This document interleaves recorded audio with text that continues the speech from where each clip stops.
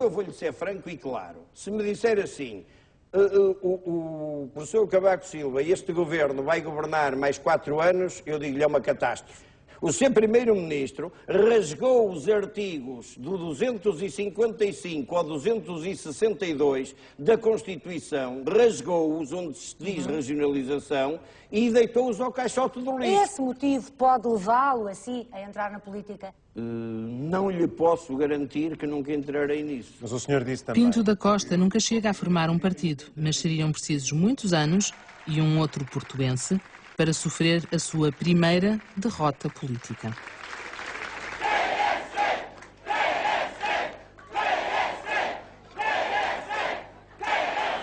Pouco tempo depois da penhora, arrebenta o caso Guímaro, ou dos Quinhentinhos. Numa busca à casa do árbitro, a polícia judiciária encontra a fotocópia de um cheque de 500 contos emitido pelo presidente do Lessa, que na época anterior se sagrara campeão da 2ª Divisão, depois de um jogo em que Guímaro cometera muitos erros. O árbitro é detido e no mesmo dia a PJ faz buscas na casa de Reinaldo Teles, braço direito de Pinto da Costa. Porque é que havia de estar preocupado? Eu não sou árbitro, não sei se há corrupção ou não. As pessoas que sabem e que o afirmam é que devem estar dentro do assunto, lá sabem porquê. As investigações do caso Guímaro tinham começado depois da publicação de um artigo do jornalista Marinho Neves. Corruptos e bem pagos, descrevia uma vasta teia de corrupção e explicava como eram feitos os pagamentos para comprar resultados. No final, só os dirigentes do Lessa e Guímaro foram condenados. Foi uma coisa insignificante, de facto depois aconteceram coisas muito estranhas, como está a acontecer agora aqui do apito dourado, por exemplo, o Reinaldo Teles foi apanhado numa escuta telefónica em que falava dos célebres quinhentinhos, que eram os 500 contos que o presidente de Lessa tinha que dar ao Guímaro, e estava envolvido, portanto isso era um indício de que ele estava envolvido em algumas situações e foi constituído arguido por causa disso. Mas passado algum tempo, inesperadamente e sem ninguém entender, o Reinaldo Teles passou de arguido para testemunha da acusação. Ninguém entendeu, nem eu entendi, nem por isso são coisas da justiça. 2 anos depois, outro árbitro, outro caso. Carlos José Amorim Calheiros, conhecido por Carlos Calheiros, faz uma viagem ao Brasil com a família através da agência Cosmos, que tratava das deslocações do Futebol Clube do Porto. A fatura, em nome de José Amorim, é paga pelo clube. Eu não tenho nada a ver porque é que a viagem foi marcada em José Amorim, se devia ser em José Calheiros, se devia ser em Carlos Amorim. Isso a mim não me diz respeito. O que me diz respeito é que apareceu no Futebol Clube do Porto uma fatura com 3 viagens a 3 pessoas, uma delas era o Sr. José Amorim. E está lá escrito, e a Judiciária tem esse documento. Está lá escrito, não é de agora, é com a data de 2 de outubro de 95, devolver. A Cosmos era na altura detida por Joaquim Oliveira e António Laranjeira, o sócio maioritário que sai da agência depois do caso Calheiros. Eu posso garantir que o Sr. Carlos Calheiros viajou e pagou a viagem que consumiu e comprou na Cosmos. Isso eu posso lhe garantir. Viajou primeiro e pagou depois, mas pagou. E porquê é que saiu da Cosmos? Saí da Cosmos porque achei que incomodou-me toda esta situação. O Ministério Público confirmou ter existido corrupção no caso Calheiros, mas não conseguiu provar que a viagem fora paga em troca de favores ilícitos. Jorge Nuno Pinto da Costa nasceu no Porto a 28 de dezembro de 1937, dia dos Santos Inocentes, como gosta de sublinhar. Bisneto de um conhecido mecenas do Porto e dono do Teatro São João, Honório de Lima, Pinto da Costa pertence a uma família da alta burguesia, aquela que se passeia docemente pela Avenida dos Aliados, tão perto e tão longe do Porto Popular e Operário, que Manuel de Oliveira filmou em Douro, Faina Fluvial, de 1931.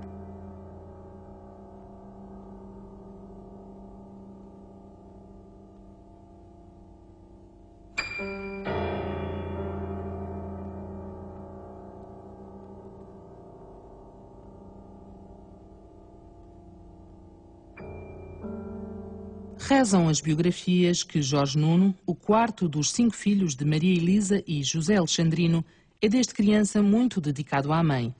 Depois da primária no Porto, Vai como interno para o Colégio Nuno Álvares, dos Jesuítas, em Santo Tirso. O Colégio das Caldinhas, como era conhecido, mudou muito desde esse tempo, mas ainda há quem se lembre do rapaz. Era o normal, assim, como qualquer outro, não é? Quanto posso recordar, talvez pela parte esportiva, se tivesse destacado um bocadinho mais. Conhecia mais um bocadinho porque a família era a família que era, e a mãe aparecia por aqui, a gente conversava com ela, vinha cá com o seu chofer. Eu, o marido, não conheci. Ela esteve a tratar-se, era doente, tinha qualquer problemas e precisava do ar do mar. E acho que foi as idas para a Foz, para tomar aquele banho como se fazia muito, não é? Ias para o beira-mar e tal, então ela ali estava. E ali conheceu um merceeiro de alta roda, que era uma com quem se casou. O marido não tem nobreza nenhuma. É nas Caldinhas que Pinto da Costa trava amizade com José António Pinto de Sousa, mais tarde presidente do Conselho de Arbitragem e agora acusado de corrupção no processo Apito Dourado. Também no colégio conhece Alexandre Magalhães, o grande amigo de Pinto da Costa, que será padrinho do seu filho e dirigente do Futebol Clube do Porto até ao corte de relações nos anos 90. Jorge Nuno não se destaca nos estudos, bem pelo contrário, mas na indisciplina, sim. É expulso das Caldinhas, passa pelo Colégio de Lamego e acaba por completar o liceu no Almeida Garrett do Porto. Nessa altura, já o Futebol Clube do Porto parece interessar-lhe mais do que o resto. Os aplausos da imensa mole de gente que abarrotava as bancadas abrangiam na mesma interminável ovação o Sr. Presidente da República Portuguesa e o Sr. Presidente do Conselho, Craveiro Lopes e Salazar. Os dois chefes da Revolução Nacional podem orgulhar-se desta jornada comemorativa de 28 de maio de 1952. O jovem Jorge Nuno é um entre os milhares de adeptos que assistem à inauguração do Estádio das Antas. 10 anos depois, inicia a sua longa carreira no clube. Começa na secção de hóquei, passa pela de boxe, onde conhece o então boxer Reinaldo Teles, hoje seu braço direito, chega a diretor das modalidades amadoras e, finalmente, em 76, passa a dirigir o departamento de futebol. Com Pedroto ao lado, operam uma revolução nas Antas.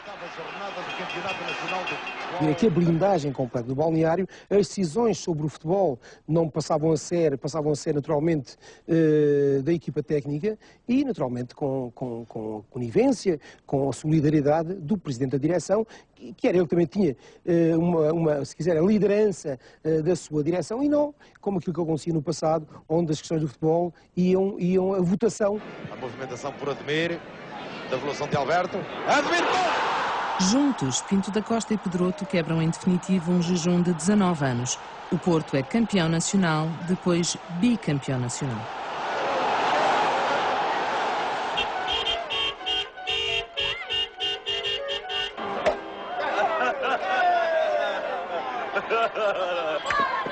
Com o verão quente, a dupla sai, mas logo no ano seguinte começa a preparar-se a candidatura de Pinto da Costa à presidência. Há quem garanta que ele sempre quis o lugar, mas a versão oficial dos acontecimentos é outra. Ele estava a pensar, era arranjar um presidente, e para isso foi ter com o Neca Couto, que era um portista.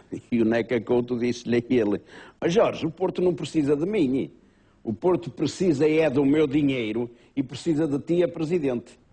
Pinto da Costa alega ter então aceito pôr os interesses do clube acima dos seus e volta-se para o povo portista. A campanha, muito animada, percorre os bairros e freguesias mais populares da cidade e arredores. As finanças do clube estão um caos, mas com Pinto da Costa na presidência e Pedroto como treinador, os troféus começam a chegar. Em 1984, a equipa vai à primeira final europeia com a Juventus. Marca, mas perde. 3 anos depois, volta a uma final. O adversário é o Bayern de Munique. Eu estive em Viena na semana que antecedeu a vitória na Taça dos Campeões. Estive em Viena na qualidade de representante do Futebol Clube do Porto para a área da segurança. A imagem que eu tinha era que nós éramos uns coitadinhos, nós tínhamos ido lá, sabe, quando se faz um grande concerto de uma grande banda, que depois há sempre aquela banda que vem animar a primeira meia hora, enquanto os outros aquecem lá fora, para pôr o povo contente, para pôr um bocado aos saltos, e depois começa tudo a assobiar, porque querem ouvir a banda, a grande banda, ninguém foi lá para ouvir a pequena banda, e nós éramos uma banda uma pequena banda que lá estava porque aquele jogo precisava de duas bandas. Pronto, e tínhamos calhado nós. Pronto,